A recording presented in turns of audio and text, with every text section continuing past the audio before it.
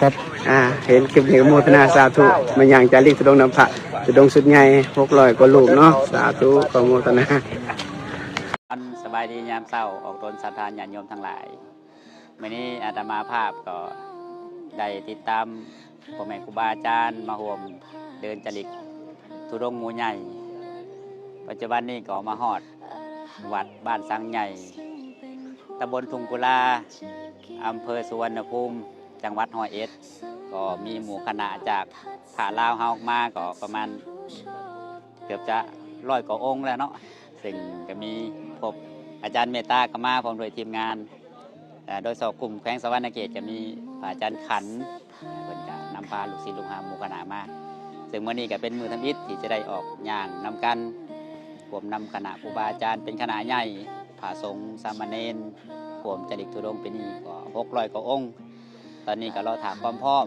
ของพ่อแม่ครูบาอาจารย์พระสงฆ์องค์สามเณรเมื่อพร้อมแล้วเฮาก็จะได้ออกเดินทางอาจารย์ขันพุทธบุตโตเป็นคนธุดงค์สวรรณเขตเป็นกะพาลูกศิษย์ลูกหามาเมื่อวานนี้40 กว่าองค์เนาะนะเต็มรถเมล์พอดีกำลังรอถามความพร้อมออกเดินจริกธุดงค์ครูบาอาจารย์ผาลาเฮากับแมนเวิร์ดนี่รวมตัวกันออกเดินทางอนุโมทนานี่ก็แมนพระอาจารย์ทองภูริปัญโยเนาะหัวหน้าสายธุดงค์เมืองไซบุรีเจ้าสำนักปฏิบัติธรรมวัดป่าสมไสยารามบ้านแกงกะเบาเมืองไซบุรีแขวงสวรรณเขตเพิ่นก็ได้นำพาลูกศิษย์ลูกหาพาเนรมากับหลายองค์หลังจากที่สำเร็จการเดินจริกธุดงค์อยู่แล้วอนุโมทนาบุญเด้อขน่อยเด้อในบุญในกุศลในความภาคเพียรเพิ่นก็มีเอกลักษณ์คันเห็นเพิ่นเลยจื้อรถทงยามกับผัดเนาะกับน้ำเต้าปรุงสาธุขน่อยอันนี้ก็เป็นพระอาจารย์เมตตาเด้อนี่มาจากองค์ขน่อยมา6 องค์เนาะอนุโมทนาบุญนำเด้อขน่อยเด้อมาพบมาพอกันอยู่ที่อยู่ลาวเพิ่นก็ไปจาริกตามภูเขาควายเพิ่นแหละมาเนาะจบอยู่ลาวกลับมาพบมาสมทบกันอยู่ไทยต่ออนุโมทนาบุญเด้อขน่อยเด้อออกเดินทางนำกันสาธุนี่กับพระอาจารย์ภูมินี่ครูบาอาจารย์ตัวแทนจากแขวงคำม่วนส่งมาเดินธุดงค์นำพ่อแม่ครูบาอาจารย์มาหอดมือทบิดกันหน่อยหน้ากันยังซื่นตากันยังใสอนุโมทนาบุญนำเด้อครูบาอาจารย์เด้อกันหน่อยเตรียมออกเดินทางอยู่ตอนนี้นี่ก็เป็นคณะทีมงานครูบาอาจารย์จากแขวงสวรรณเขตฮาเวิร์ดสาธุพันเตจากเซโนเด้อนี่เด้อกันหน่อยใครจือเพิ่นตอนนี้ครูบาอาจารย์จากแขวงสวรรณเขตเนาะตัวแทนถือว่าตัวแทนในการเดินจริกธุดงค์ทุกสายนั่นแหละอาจารย์เมตตาอาจารย์ทองอาจารย์ขันนี่แหละแต่ก็หมู่คณะหลายองค์ถือว่าเป็นครูบาอาจารย์กลุ่มแรกๆที่เริ่มออกเดินจริกธุดงค์อยู่ในแขวงสวรรณเขตเฮาตอนนี้ก็มาพบมาพอกันอยู่พี่พร้อมออกเดินทางแล้วขอหน่อยนิมนต์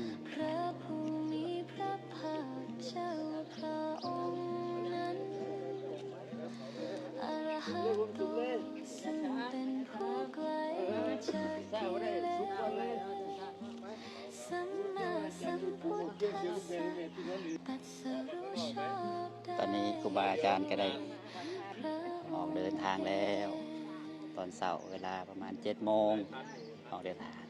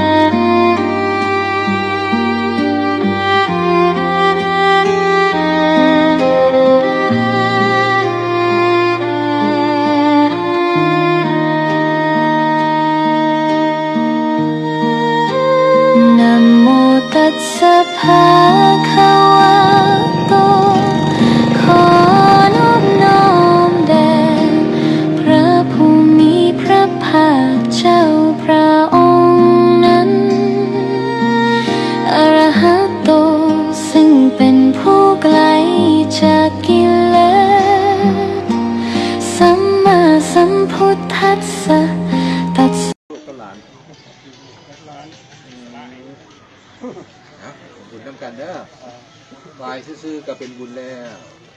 นำซื้อยางซื้อแน่ทั้งสองเท่าเลยนะเอ้า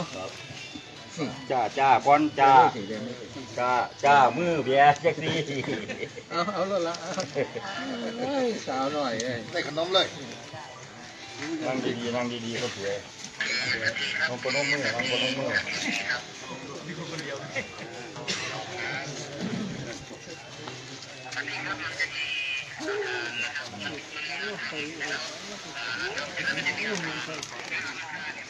จ้า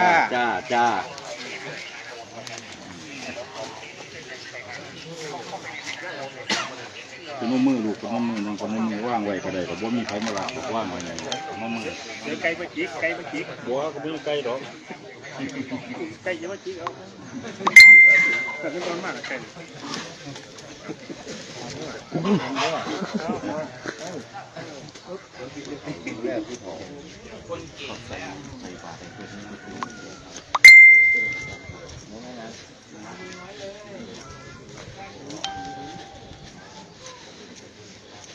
ล่นพรงานโยมญาติธรรมมื้อนี้ออกมาจาริกตุดงค์พร้อมกับคณะสงฆ์หมู่ใหญ่600กว่าลูกญาติโยมใครอยากได้บุญนำจงโมทนาสาธุการกับคณะสงฆ์หมู่ใหญ่พระจาริกตุดงค์คณะอาจารย์ใหญ่พระอาจารย์จรัญทังคโนอยู่จังหวัดศรีสะเกษไก่สิเขาเส้นชัยแล้วนี่มาร่วมจาริกกับคณะสงฆ์หมู่ใหญ่ไผกะเสียสละออกมาจาริกธุดงค์มาเกากิเลสทุกนั้นกะกิเลสก็จะเบาบางไปถ้าผู้ใดบ่ขัดเกลากิเลสก็สินาขึ้นมันก็สิจมเนาะเพราะฉะนั้นจงโมทนาสาธุพอได้เห็นคลิปนี้ยาวเหยียดเลย600กว่ารูปเกือบเขา700แล้วมั้งเนาะ700แล้วมั้งลูก700กว่ารูปละผมว่า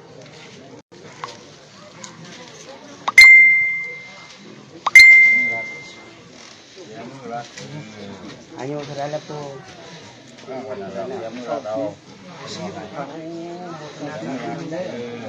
่คือตอนนั้นอยู่90 ปีแล้วโมทนานำเนาะ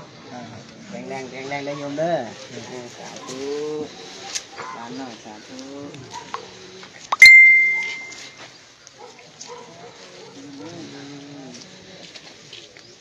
โมทนาได้โยมแม่เด้อ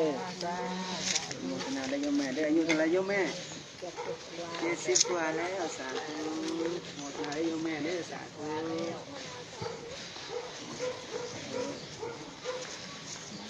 มาร่วมอาจารย์นะครับมาร่วมคณะสงฆ์หมู่ใหญ่ตอนนี้กำลัง600-700คนลูกละนี่มาร่วมจาริกตุดงค์พระอาจารย์ใหญ่อาจารย์จรัญอังคโนเป็นครูแม่ครูบาอาจารย์ที่นับถือมาตลอดโมทนาสาธุเด้อใครเป็นผู้บุญอย่างนึงคณะร่วมกันเนาะในการสิได้เดินกับเจ้าวัดบ้านและกสิอาจารย์และกสิจับไปเดือดอีก1 ลูก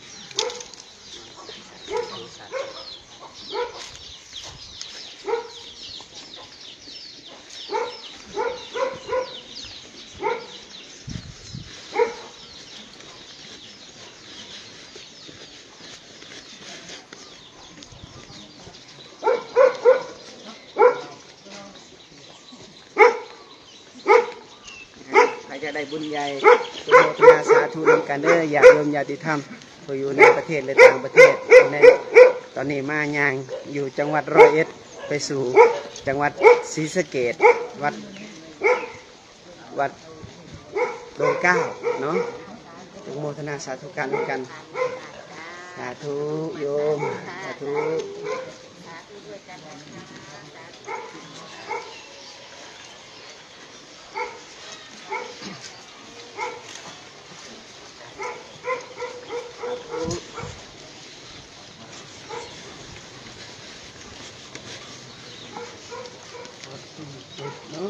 ชิดสุดนะคุณ